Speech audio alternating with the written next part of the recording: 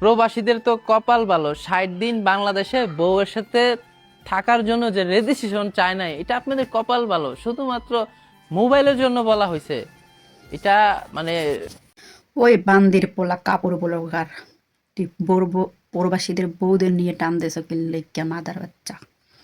প্রবাসীর বউরা হীরার টুকরা, জানোস না?